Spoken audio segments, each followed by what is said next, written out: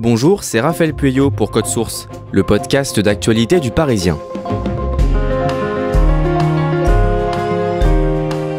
En 2014, le hashtag Paye ton utérus avait permis à des centaines de femmes de briser le tabou des violences gynécologiques.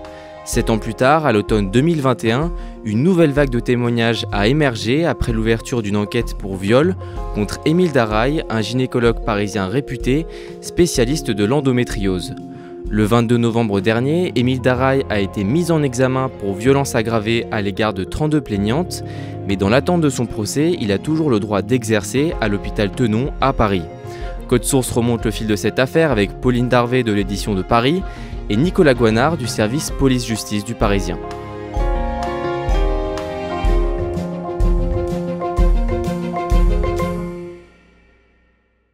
Le 2 octobre 2021, une manifestation a lieu devant l'hôpital Tenon dans le 20e arrondissement à Paris. Démission, sanction, démission. Pauline Darvé, combien de personnes sont réunies ce jour-là ?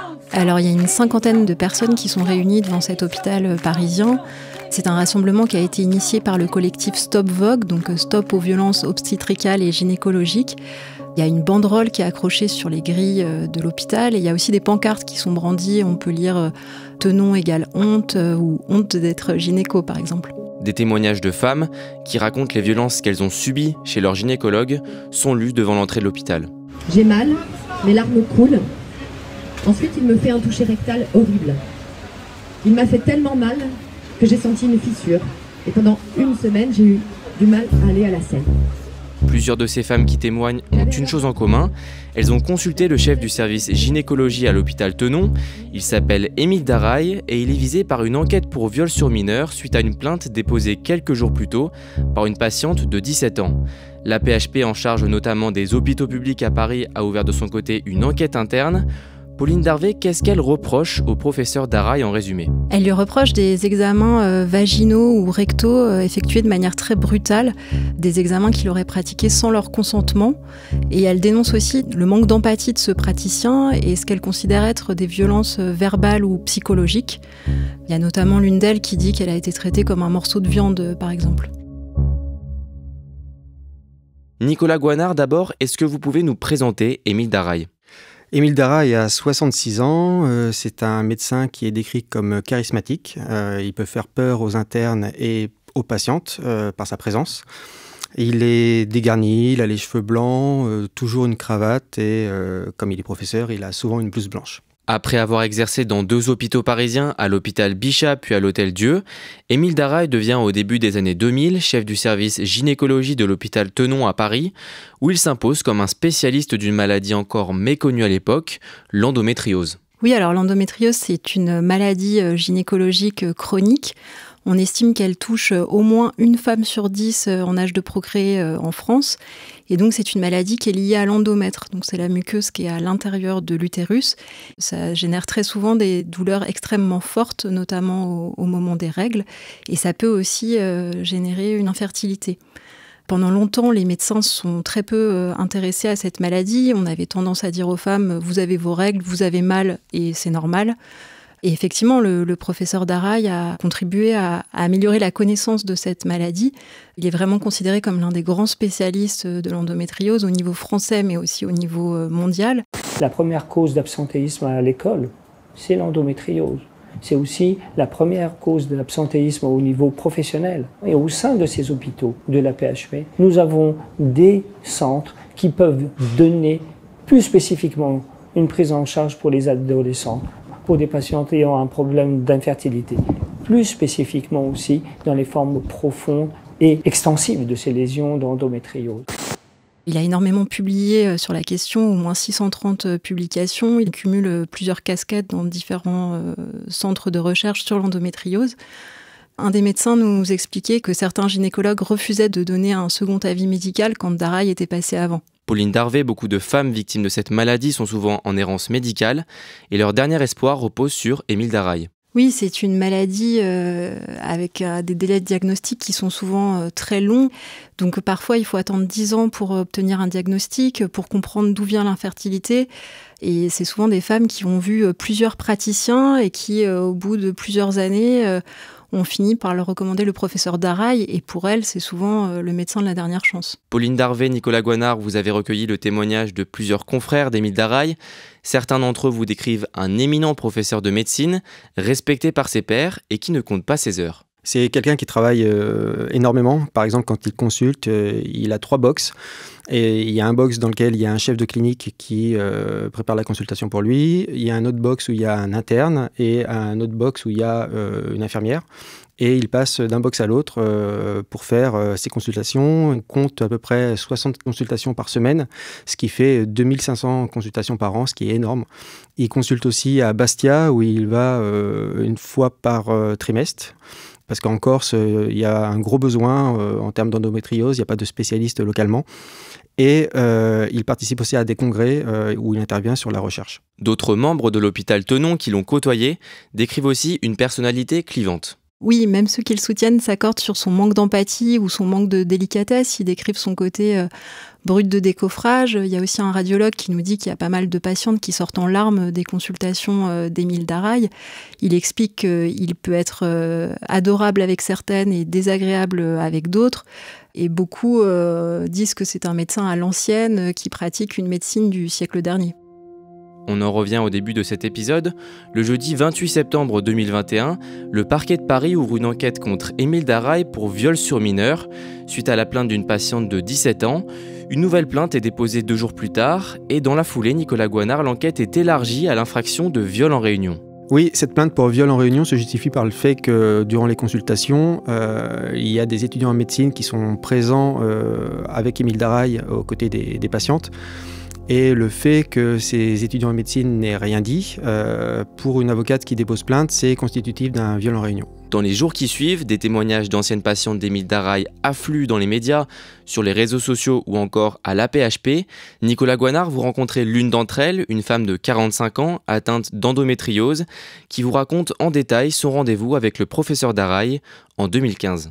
C'est une dame qui nous explique que quand elle a rencontré Émile Darail dans son cabinet, il ne lui a pas dit bonjour. Il lui a ensuite demandé de se déshabiller, que l'examen a été très douloureux, qu'elle avait tellement mal qu'elle gigotait. Là, Émile Darail s'est énervé. Il lui a demandé d'arrêter de bouger et de se taire. Elle dit qu'elle s'est considérée à ce moment-là comme un animal mort qui ne devait pas bouger. Et elle nous dit cette phrase assez forte, « Je voulais un médecin, j'ai trouvé un boucher ».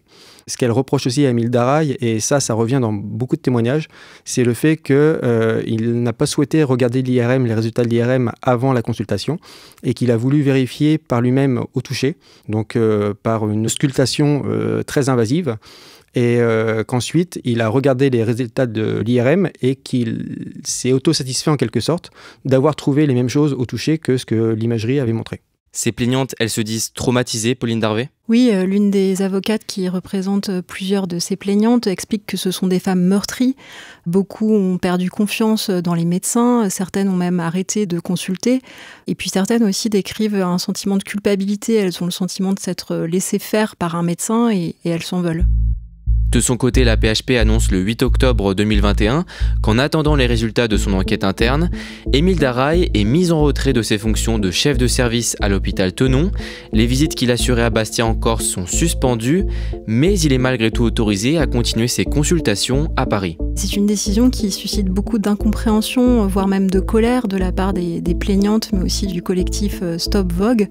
Elles réclament la suspension totale des consultations de Darail, le temps de ces enquêtes. Et elles disent que c'est une question de sécurité, un principe de précaution pour les patientes, tout ça dans le respect de la présomption d'innocence. Et lui, Émile Darail, par la voix de son avocat, conteste en bloc toutes ces accusations.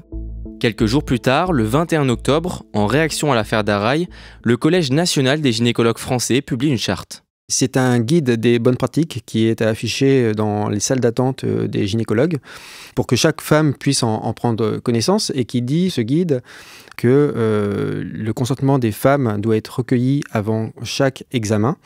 Et clairement, il est écrit que l'examen clinique n'est pas systématique et que l'accord oral de la femme doit être recueilli avant tout examen clinique, ou encore que l'examen peut être assisté par l'accompagnement de son choix.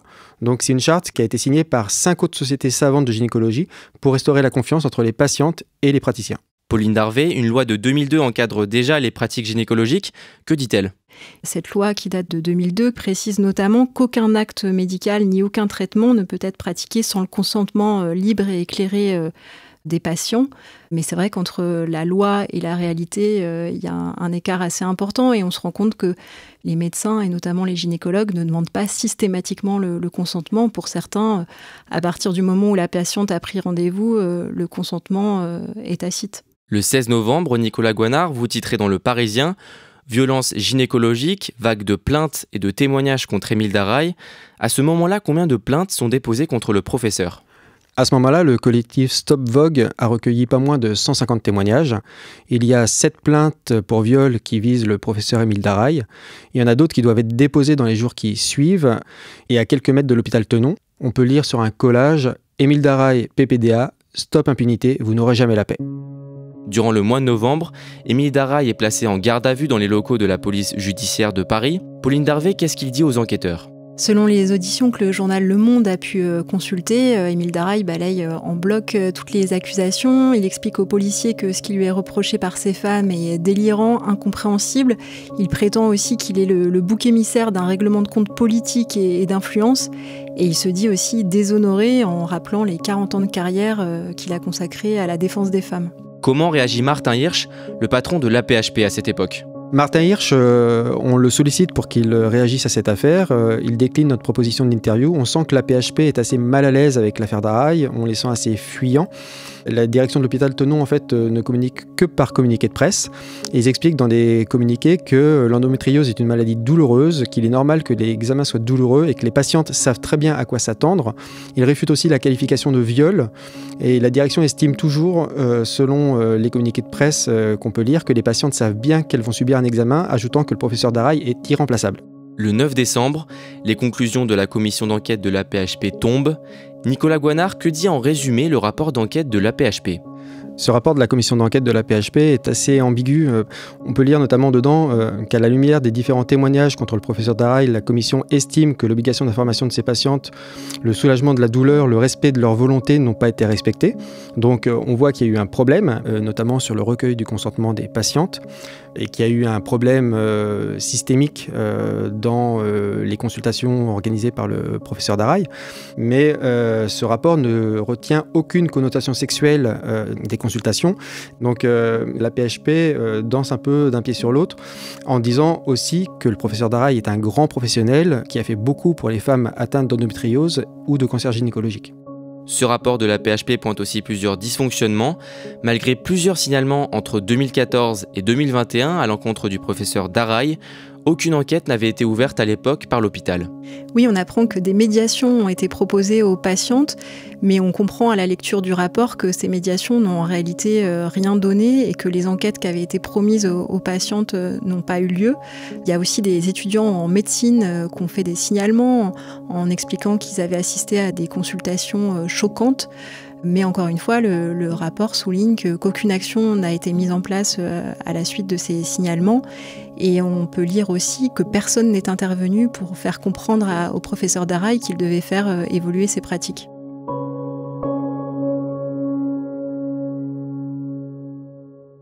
Après la publication de ce rapport, Émile Daraille est démis de ses responsabilités de chef de service, mais il peut continuer d'exercer à l'hôpital Tenon. Et dans une lettre, il présente ses excuses au directeur général de l'AP-HP. Oui, il écrit à Martin Hirsch, qui est le directeur général de l'AP-HP, et il dit qu'il est contraint de reconnaître que ces femmes ont pu percevoir l'examen clinique qu'il a pratiqué comme dénué d'empathie et de bienveillance. Et il écrit aussi « Je suis profondément désolé et tiens à leur présenter mes plus sincères excuses ». Les mois passent et le 11 mai 2022, Émile Daraille est attendu au Parc des Expositions, porte de Versailles, pour participer au plus grand congrès annuel français consacré à la santé des femmes. Mais tout ne se passe pas comme prévu, Pauline Darvé. 2 jours plus tôt, le collectif Stop Vogue se rend compte qu'Émile Daraille est invité à ce congrès. Et dans la foulée, le collectif publie un communiqué en dénonçant le colloque de la honte. Pour les membres du collectif, c'est vraiment la preuve qu'Émile Daraille est soutenu par ses pairs, alors qu'il y a à ce moment-là plus de 150 témoignages à son encontre, qu'il y a des plaintes pour viol qui ont été déposées. Donc c'est vraiment pour elle la compréhension totale. Et donc finalement la polémique enfle et c'est Émile Darail, la veille du colloque, qui annonce qu'il renonce à participer. Le 22 novembre 2022, plus d'1 an après l'ouverture de l'enquête par le parquet de Paris, Émile Darail est mise en examen pour violence aggravée à l'égard de 32 plaignantes. Pauline Darvé, pourquoi est-ce que la qualification de viol n'est pas retenue à ce stade ? Alors on ne sait pas pourquoi cette qualification n'a pas été retenue, mais ce qu'on peut dire, c'est qu'il y a un flou juridique qui entoure tous ces sujets-là. Et toute la question est de savoir si un examen gynécologique sans connotation sexuelle peut être considéré comme un viol. La notion de viol gynécologique n'existe pas dans le droit français. Donc certains vont considérer qu'à partir du moment où il y a pénétration sans consentement, c'est un viol, quel que soit le contexte. C'est d'ailleurs ce que dit le code pénal. Et d'autres, au contraire, vont dire qu'à partir du moment où on prend rendez-vous chez un gynécologue, on sait qu'on va probablement être examiné et donc il y aurait, selon eux, consentement de fait. Dans le cadre de son contrôle judiciaire, Émile Darail a désormais l'interdiction de rentrer en contact avec les plaignantes. Il lui est aussi interdit de pratiquer des consultations privées en gynécologie, mais il est toujours autorisé à continuer ses consultations publiques. Dans la foulée, son avocat fait appel de cette décision. Et le soir, en réaction à cette annonce, plusieurs militantes de Stop Vogue organisent un rassemblement devant l'hôpital Tenon pour demander la suspension d'Émile Darail. Victime de Émile Darail, ce professeur pour lequel il y a déjà 36 plaintes au pénal et qui bosse toujours ici. Mais on ne lâchera rien. En parallèle, Pauline Darvé, le professeur Darail reçoit le soutien de médecins de l'hôpital Tenon à travers une pétition, mais aussi celui de patientes que vous avez pu rencontrer. Qu'est-ce qu'elles vous disent ? Dès le début de l'affaire, dès le mois de septembre, il y a un groupe Facebook en soutien au professeur Darail qui se crée. Il compte aujourd'hui environ 330 membres. Et donc, ce sont des patientes qui consultent parfois le professeur Darail depuis plusieurs années et qui se disent très choquées par les accusations qu'elles peuvent entendre. Et quelques jours après la mise en examen du professeur Darail, elles décident d'écrire un courrier de soutien et de l'envoyer au juge d'instruction en charge de l'affaire. L'une d'elles m'explique notamment que le professeur Darail lui a tout simplement sauvé la vie. Elle était enceinte quand on lui a diagnostiqué une tumeur ovarienne. Elle risquait sa vie et celle de son bébé, et c'est le professeur Darail qui l'a opérée à 2 reprises. Elle explique que c'était des opérations qui étaient très risquées. Et donc, elle souligne à la fois l'empathie, l'écoute, mais aussi les qualités de chirurgien du professeur Darail. Le 18 janvier 2023, la justice donne raison au professeur Darail. Il peut à nouveau donner des consultations privées en parallèle de celles à l'hôpital Tenon. On rappelle qu'à ce stade de l'enquête, Émile Darail est présumé innocent. Nicolas Guanard, en ce qui concerne l'enquête pour violence volontaire, elle est loin d'être terminée. C'est une instruction qui va durer très longtemps. On parle d'années d'instruction parce qu'on est en matière médicale, il y a des expertises, il va y avoir des contre-expertises qui vont être demandées par toutes les parties. On a quand même 32 plaignantes à ce jour qui se sont fait connaître. Donc il va y avoir aussi des confrontations avec le professeur Darail pour confronter les propos et voir comment il répond aux accusations de chaque patiente. Donc ça va être très long et il n'y aura pas de procès tout de suite. Depuis l'ouverture de l'enquête contre Émile Darail, d'autres gynécologues du service de l'hôpital Tenon ont été mis en cause par des patientes. Pauline Darvé, est-ce que cette affaire a permis d'avancer sur le sujet des violences gynécologiques ? Alors c'est une affaire qui est encore loin d'être terminée, mais on peut considérer que ça a participé à mettre la lumière sur ces violences obstétricales et gynécologiques. On en parlait encore très peu il y a quelques années. On peut aussi dire que ça a participé à une forme de libération de la parole. Certains l'appellent le MeToo gynéco. Du côté du corps médical, on imagine aussi que ça a permis de faire avancer la réflexion sur la nécessaire évolution des pratiques. Même si certains craignent ou dénoncent des dérives, certains médecins craignent notamment la judiciarisation de leurs pratiques et ils ont notamment peur que les jeunes médecins soient de plus en plus réticents à pratiquer des examens gynécologiques sous peine d'être attaqués en justice.